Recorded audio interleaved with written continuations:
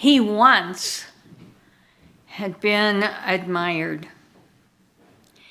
He was the most wealthy man in the area.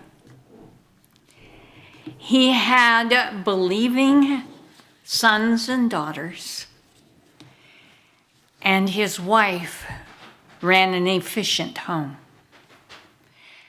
But you notice I said he had. Now he had lost it all. Even his health was gone. He had his wife come by to take care of him, and she had a practical streak in her. And she said, "You know, Job, why don't you just curse God and die? It would sure be easier. Easier on you, easier on me, easier on all our family and friends." Then came his 3 friends to comfort him. Well, they took it upon themselves to remind Job that there were certain things in the scriptures that would indicate that he was a great sinner and that he should confess.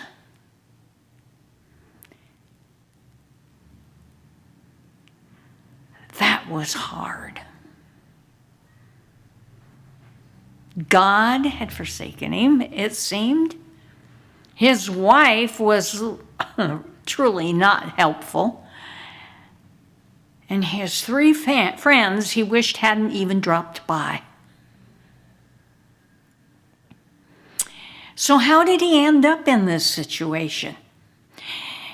We aren't going to stop this morning to read word for word, but it's in the first 2 chapters of the book of Job, and you may enjoy reading them later today. What happened was the devil wanted at him.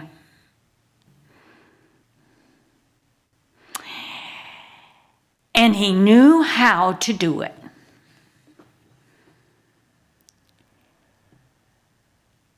He had no pride left. Job had none. He had nothing that society would say made him worthy of their attention.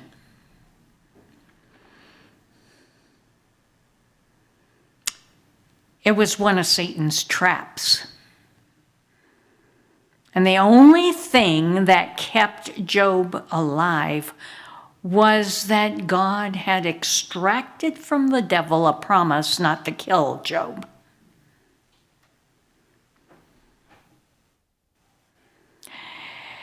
I wonder what went through his mind as he sat there in pain with boils from head to foot. Did he wonder? Was it hard on him?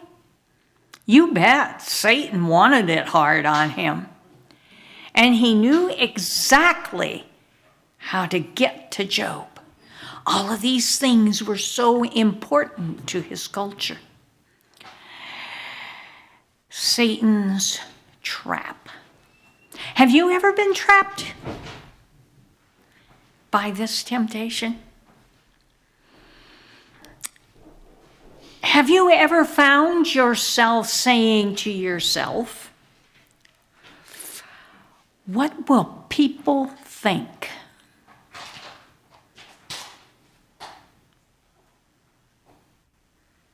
I have. And I'm ashamed to say that. I fall into the trap that Satan sets. By nature, I am actually an introvert, believe it or not. People laugh. But it's because of what God does in my life that I can get over that. But it still nags at me. I will say to myself, if I approach that person about such and such and ask them if they would like for me to pray with them, the first thing that goes through my mind is, no, June, you don't want to do that. What will that person think? It's a trap. It keeps us from the blessings that God has, not only for the person that we're approaching, but also for ourselves.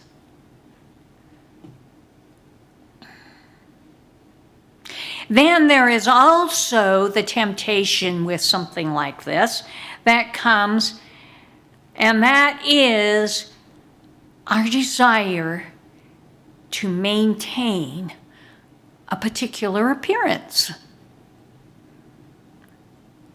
Wouldn't you like to have a wonderful appearance out there in the public? When you go to the market, people say, "Whoo, there's June. She has." It reminds me of a story that I read just a couple weeks ago. I was sorting through my old magazines, going to get rid of some of them, and this story caught my attention. It was written by a young housewife.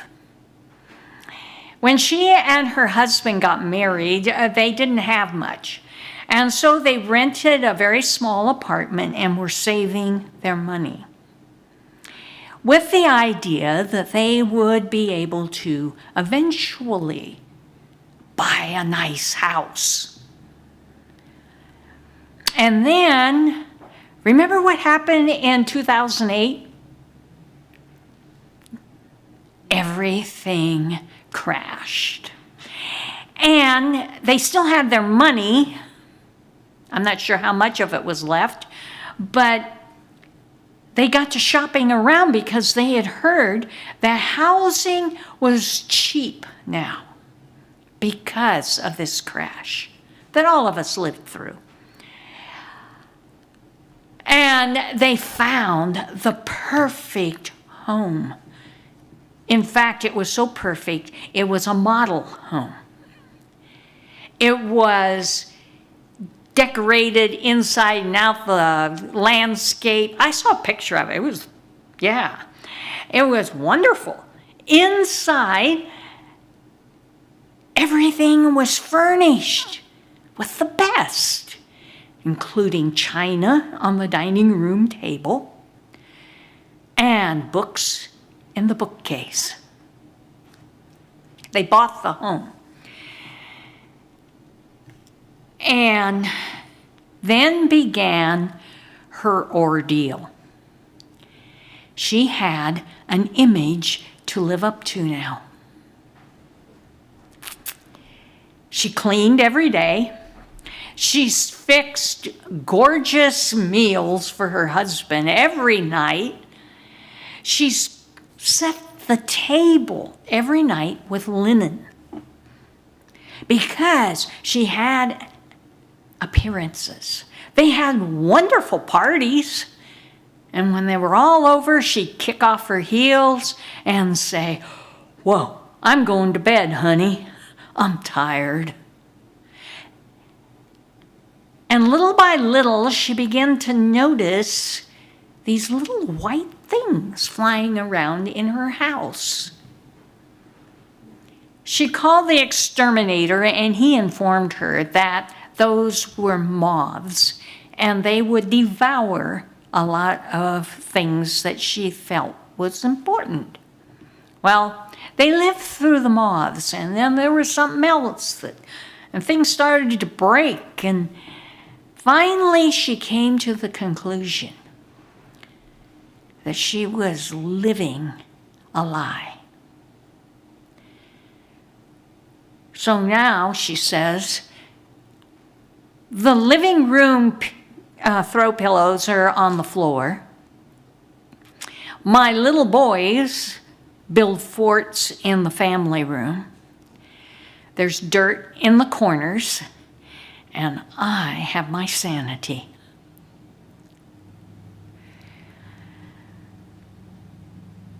What price we will not pay to look good.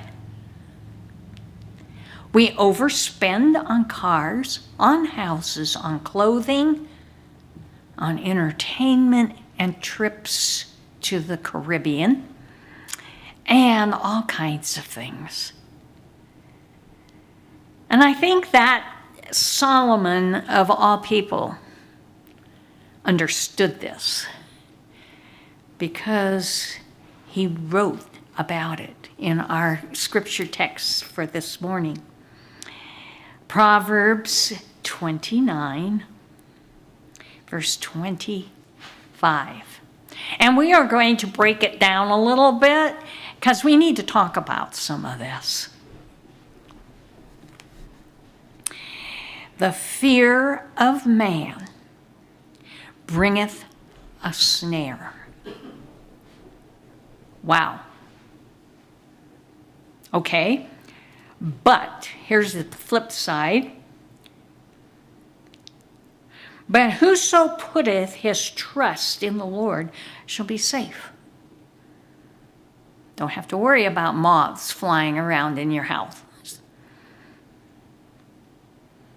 Okay, let's take a look at the fear of man. You know, fear is a good thing if you're being pursued by a tiger. You know what you're supposed to do? I was talking about this with my husband this morning.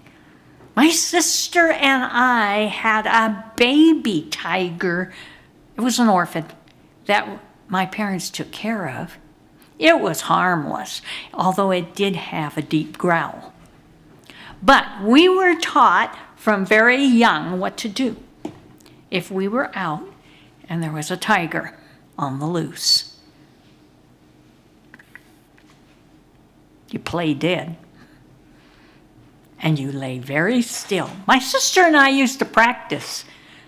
She'd be the tiger or I would, and we'd paw each other over and we'd practice holding our breath and keeping our eyes closed and flopping when we were turned, and you know.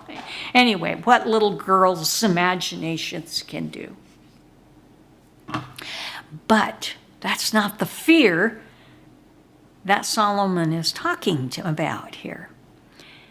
Instead, this is the fear of the opinions of others.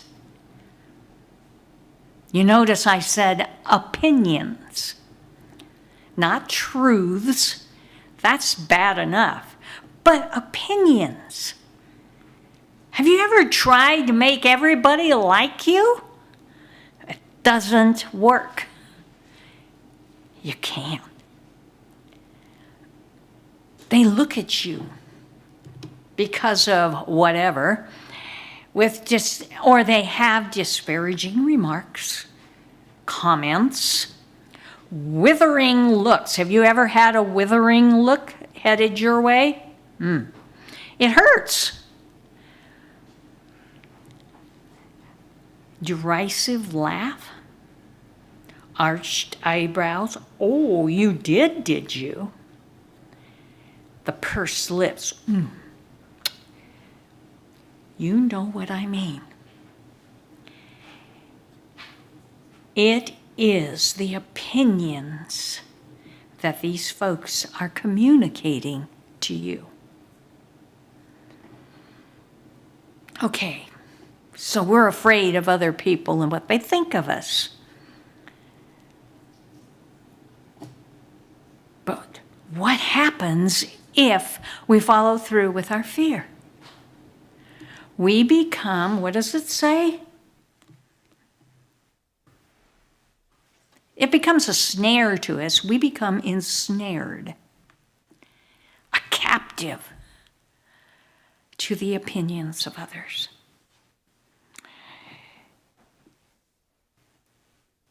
You know, this also works with our convictions of truth and what we know from God's Word. The vice principal at the college at Ishaka cornered me one day, and he said, "June, I wanted you to hear my conversion story." And he told his conversion story. And then he got to the point where every young man in Uganda is drafted to go into the army. And he was drafted. And there they don't have things like freedom of religion. You belong to the Church of Uganda, which is the Church of England, and on and on. He went before his superiors and he presented his case. I cannot work on Saturday. It is the Sabbath. And they said, "Oh, yeah? You better work."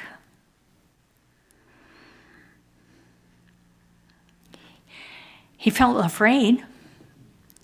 On Sabbath morning, he was hauled out in front of a firing squad because he was not obeying.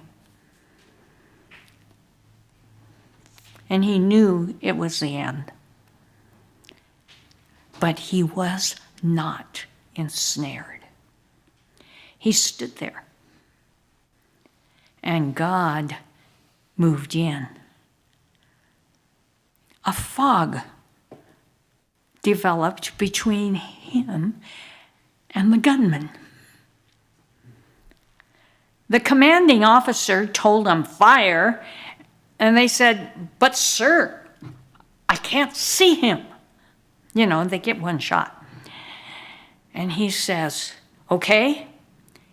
They backed this young man out. The fog lifted. They moved him back in, and the fog dropped. And finally, in disgust, the commanding officer told him, "You can have your blank Sabbath if you've got to have it." A choice not to be ensnared. As much as we pretend, it doesn't matter, does it, what other people think? Paul puts it this way, and we'll read that. If you go over to Galatians, he puts it this way. In his own experience, this is what he does. Galatians 1, verse 10. "For do I now persuade men or God? Or do I seek to please men? Or if I yet please men, I should not be the servant of God." We talked about this in Sabbath school this morning in our classes. David also confirmed where he stood on the issue. And so we'll look over at Psalm 56, verse 11.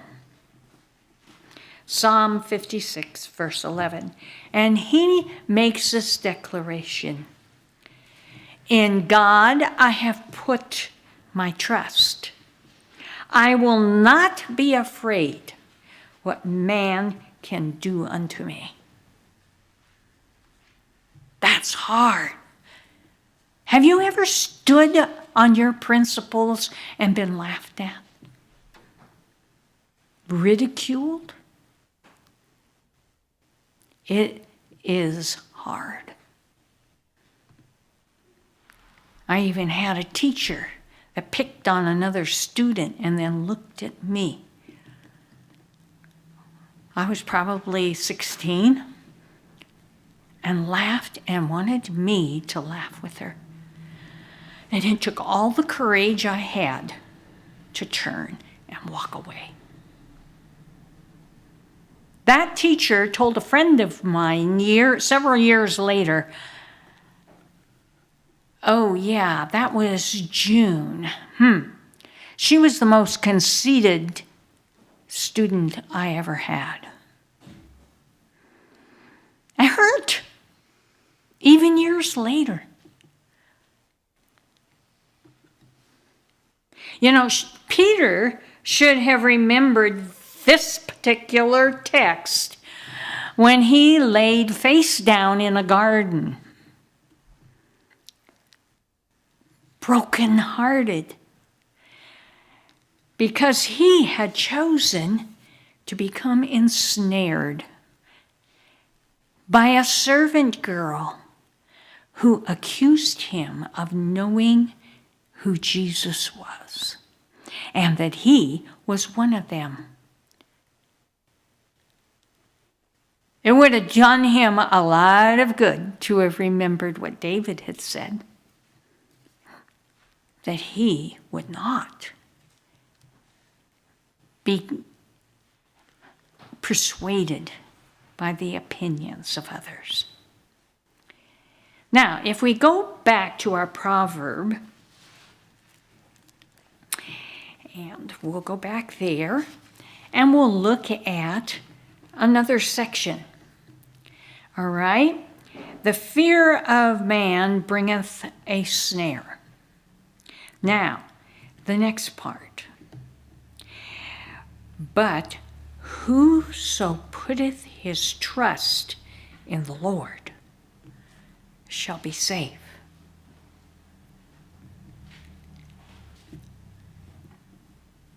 That's the other side of that chart that Pastor Hughes had for us this morning.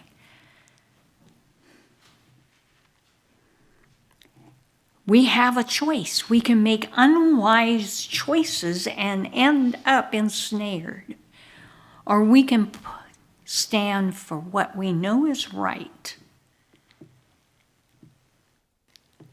and rely on God for our safety.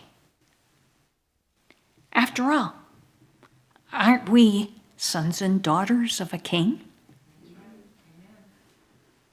What can man do to us? Which brings me to a psalm that many of us have memorized in preparation for persecution, which we see is coming.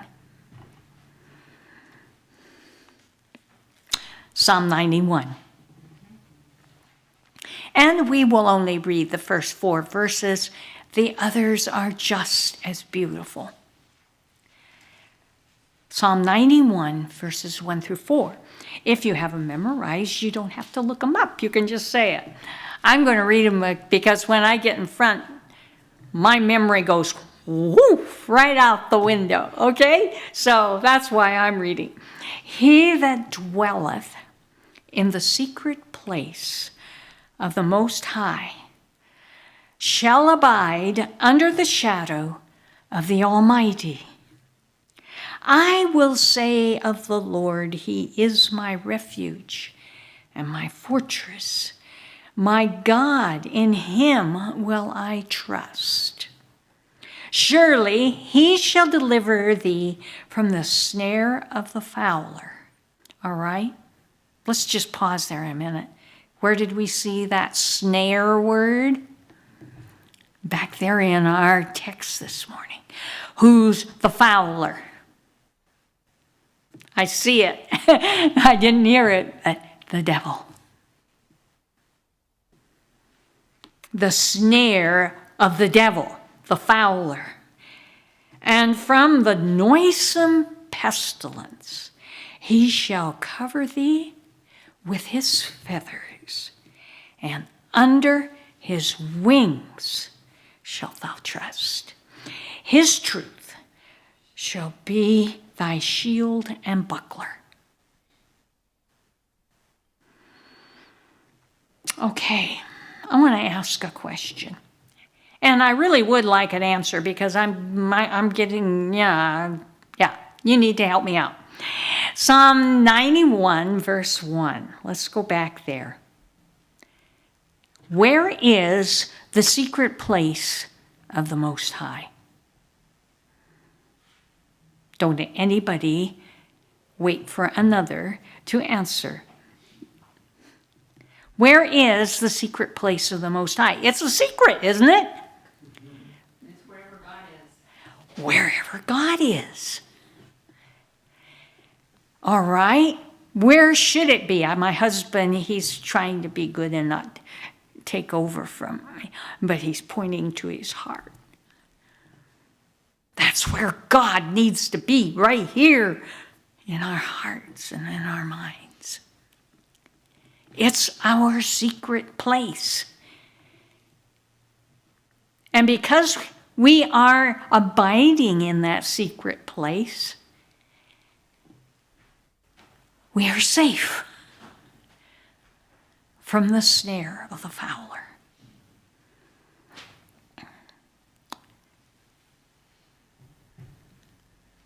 Would this young man that I told you about have been safe even if he had died before the firing squad that day?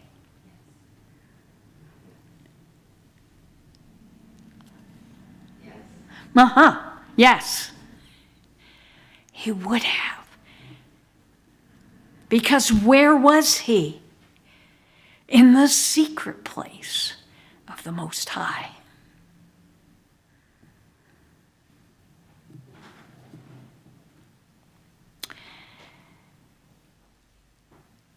I want us to also think about this a little bit. How do we become willing to risk for God? You might want to look at verses 1 through 4. By what? Being in that secret place where we are in the refuge of God's fortress. We are under his wings.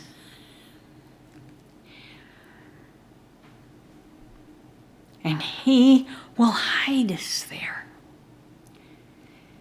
And then that last phrase, his truth shall be thy shield and buckler.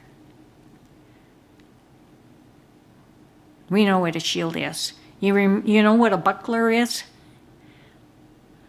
It's a small shield that they wore on their arms. Yeah. He is our shield and our buckler. No matter what people say of us.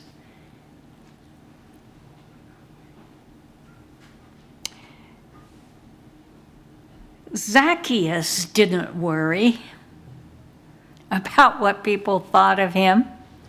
He already knew. They hated him. They thought he was a scoundrel. He was a thief.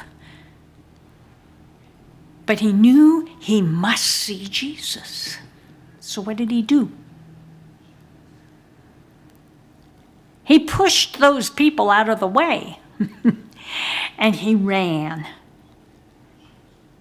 Now that was probably he was probably not very dignified, running along in his rich robes toward a sycamore tree. It had been since he was a child that he had climbed a tree. And there he was. And you can read the whole story in Luke 19, 1 through 10. He climbed up in the sycamore tree. Why? You sang about this when you were a kid. He climbed up in the sycamore tree. For the Lord he wanted to see. He chose to rise above the crowd in order to see Jesus.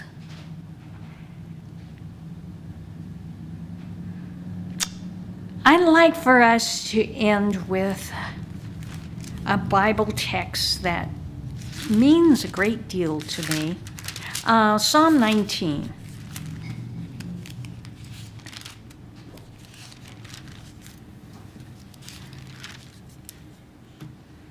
No, Psalm 18, I'm sorry. And we're going to start with verse 31. This is David. He knew what it was like to have a threat to his well-being. Not just his reputation, but his life. For who is God save the Lord? Or who is a rock save our God? You know, I think about this as I drive home. Right there on the left is this huge rock, and it has a split in it. It's called the Split Rock. I'm sure all of you know where that is, and I picture it as where I would be hiding in that crack. I mean, it's big enough. I can probably scoot down inside and be safe. Okay, back over here. It is God that girdeth me with strength and maketh my way perfect. And then a very famous text. He maketh my feet like hinds' feet, and setteth me upon my high place. We have a lot of deer, and yeah, we feed them. Probably shouldn't, but we do. And it's fun to watch. They are so agile. They can climb up places that, you know, most creatures could not without slipping around. Their hooves dig in and they climb. God makes us capable of climbing. It may not be a sycamore tree. It may not be a big rock on a Havilah road. But it's where that secret place of the Most High is.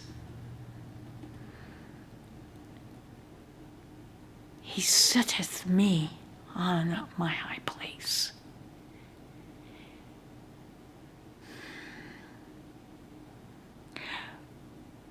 We need to take a look inside. Do we have that secret place where when we are afraid of what others will think of us,